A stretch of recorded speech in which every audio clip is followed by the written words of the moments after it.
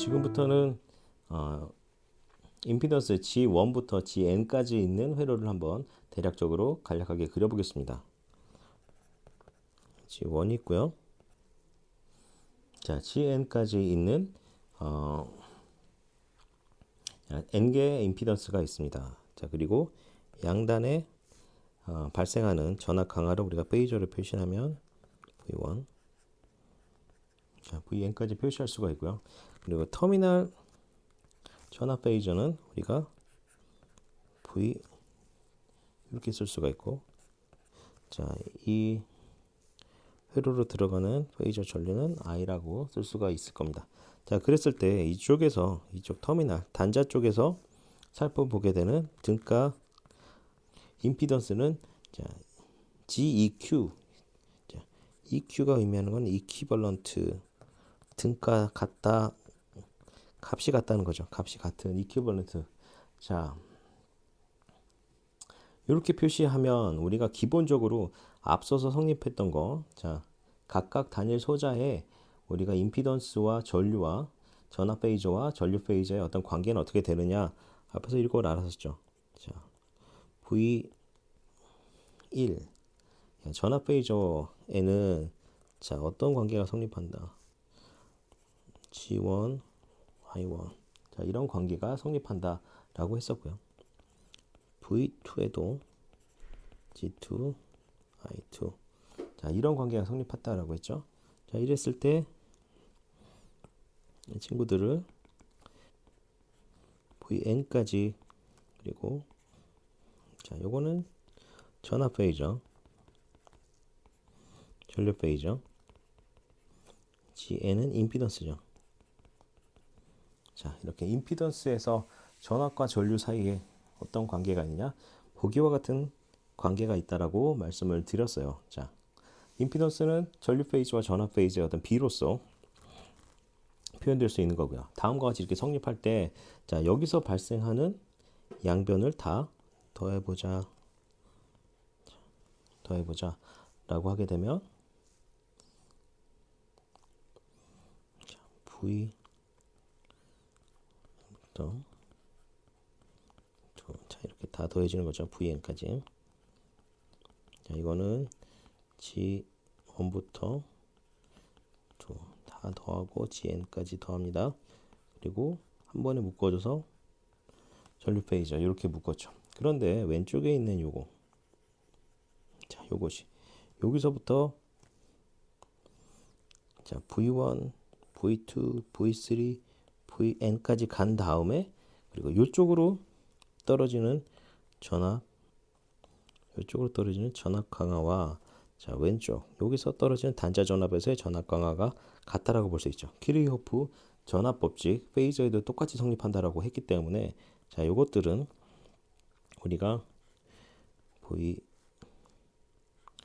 같다, 여기 있는 요 V와 같다라고 생각할 수가 있습니다. V와 같다라고 생각할 수가 있죠. 혹은 앞에서 모든 전압 강화의 합은 0이다라고 했던 것을 생각해 보면, 자, 전압 강화를 계산할 때 V1부터 V2, 자, 이렇게 전압 강화 맨 마지막까지가 VN이 되는데, 자, 여기까지 전압 강화가 왔고요. 여기서 여기로 올라가야 되는데 전압 강화냐? 전압 강화는 아니란 말이죠. 왜냐하면 V가 있는데 마이너스에서 플러스로 가요. 사실 전압 강화는 플러스에서 마이너스 떨어져야 되는데 마이너스에서 플러스 떨어지죠. 그렇기 때문에 요것들을 부호를 바꿔줘요. 부호를 바꿔줘서 여기를 플러스 마이너스를 바꿔주기 위해서는 이 V에다가 마이너스를 넣어주죠. 그래서 이퀄 0 이렇게 만들어 놓고 이 V를 살짝 오른쪽으로 넘어가도 마찬가지.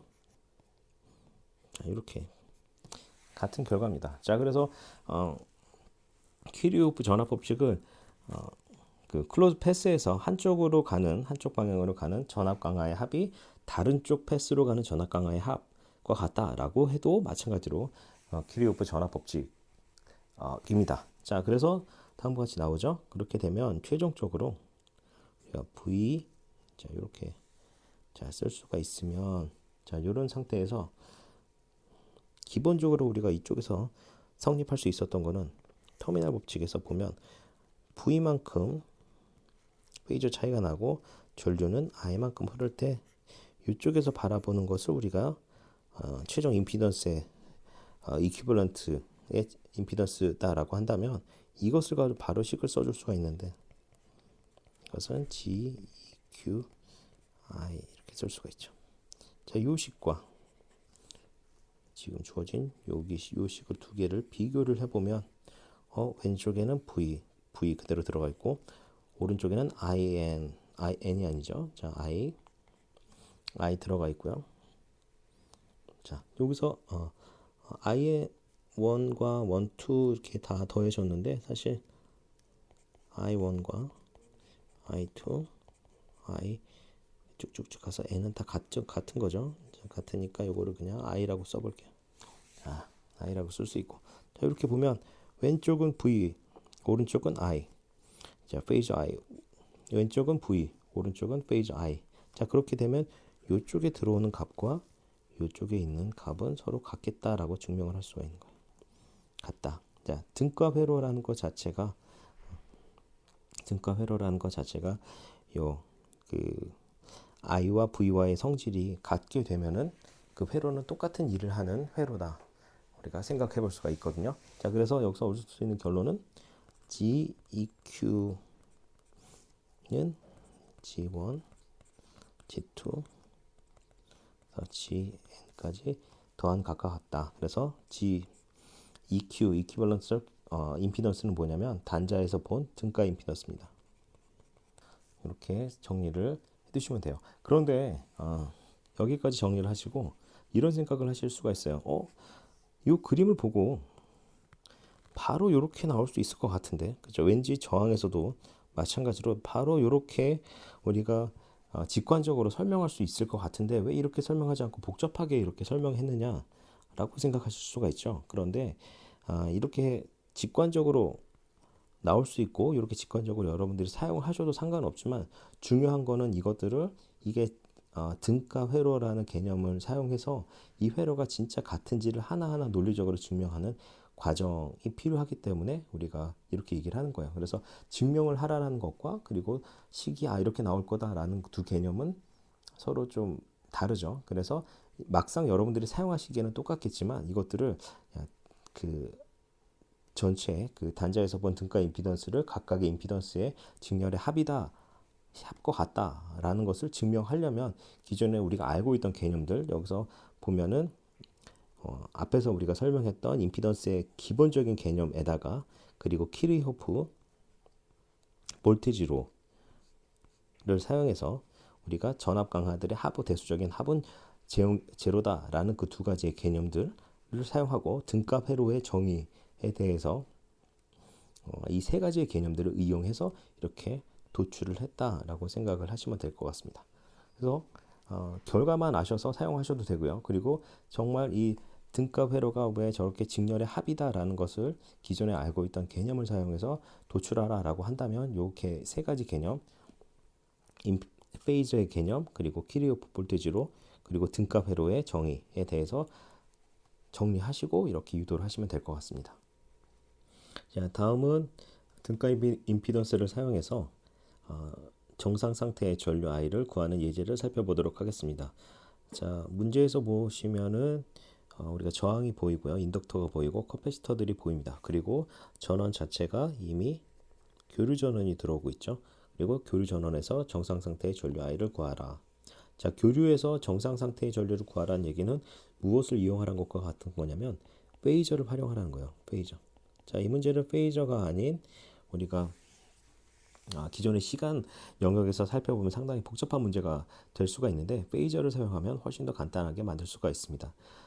특히나 지금 구하려고 하는 건 커런트 I 왼쪽에 있는 부분인데 오른쪽에 있는 이 부분들이 상당히 좀 복잡한 형태가 되어 있죠. 그래서 이 오른쪽에 있는 회로들을 페이저 회로를 먼저 그린 다음에 간단하게 만들어서 최종적으로 커런트 I를 구하는 방법을 같이 살펴보도록 하겠습니다. 그러기 위해서 먼저 이 페이저 회로를 먼저 그려보도록 하겠습니다. 자, 먼저 같은 그림을 그리고요. 그리고 전원부터 시작해서 이 전원의 페이저 값을, 페이저 전원을 살펴보겠습니다. 먼저 이 앞에 최대 12라는 값이 있으니까요. 먼저 이 10이라는 값이 있으니까 이 12를 가지고 12 넣어주고 각도 표시를 해줍니다. 그리고 오메가 값은 얼마죠? 오메가 값은 1이니까 기억을 해두고, 자, 그리고 뒤에 있는 각도를 써줍니다. 14. 저항들은 바뀌지가 않으니까 저항들 값을 먼저 다 써줘 볼게요. 자, 인덕터 같은 경우는 J 오메가 L이죠. J 오메가 L이니까 J 그대로 써주고, 오메가에 해당되는 값이 1이 되는 거죠. 그리고 L은 1이었으니까 1 이렇게 되는 거고요.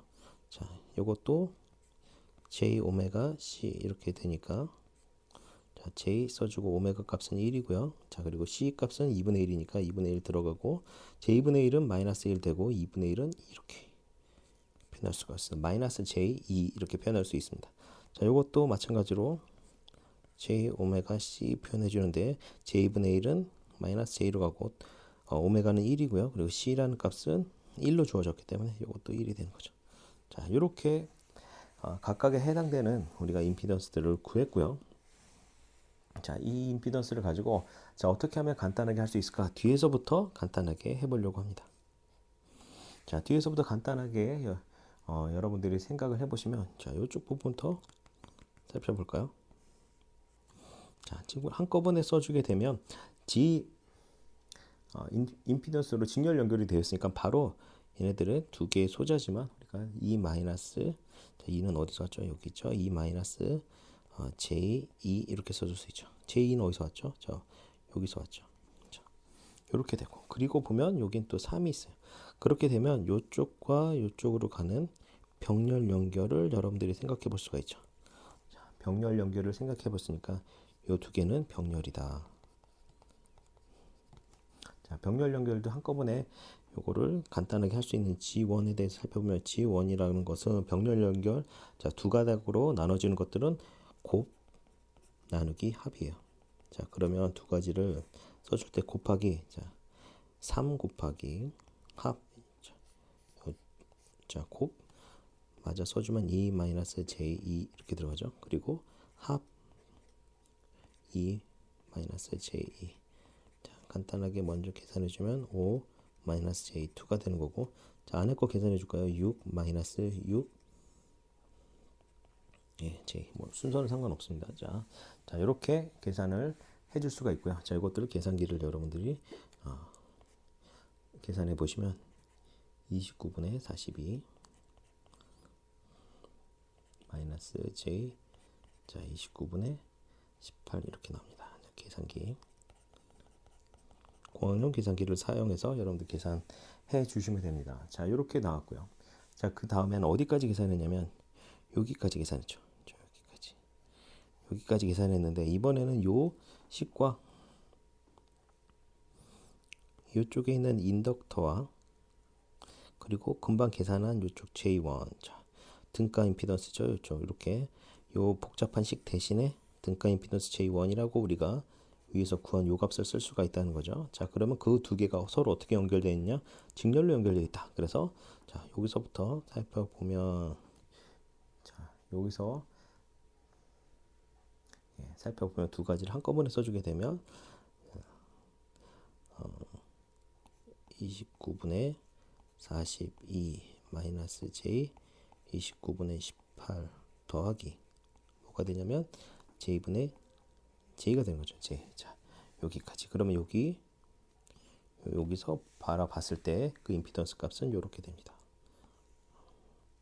자, 그러면 지금 여기서 살펴보시면 또 요번에는 이 커패시터와, 자, 이 커패시터와 방금 살펴봤던 여기 이쪽으로 내려가는 요 인덕터와 요쪽 J1, 요쪽 뒷부분 내 임피던스의 합이 또 마찬가지로 병렬로 연결되어 있죠. 그래서 병렬로 연결되어 있어요. 자, 병렬로 연결되어 있으면 요쪽에서, 자, 여기를 끊어서 바라보는 요쪽에 임피던스를 J2라고 하면 J2는 어떻게 되냐면 병렬로 연결되어 있으니까 또 마찬가지로 곱 나누기 합이 돼요. 자, 곱부터 써주면 뭐의 곱이냐? 첫 번째 마이너스 J, 그리고 두 번째는 요 위에서 계산한 요 값이죠. 자, 먼저 계산해 주면 요거 먼저 계산 좀 간단하게 계산해 볼게요. 29분의 40이 되고 플러스 29분의 29에서 18을 빼주는 그런 형태가 될 테니까요. 자, 그러면 11 되겠네요. 11. 자, 이렇게 표현된 거. 그러면 29분의 42 플러스 j 29분의 11. 자, 이렇게 되고 두 개 곱이었고요.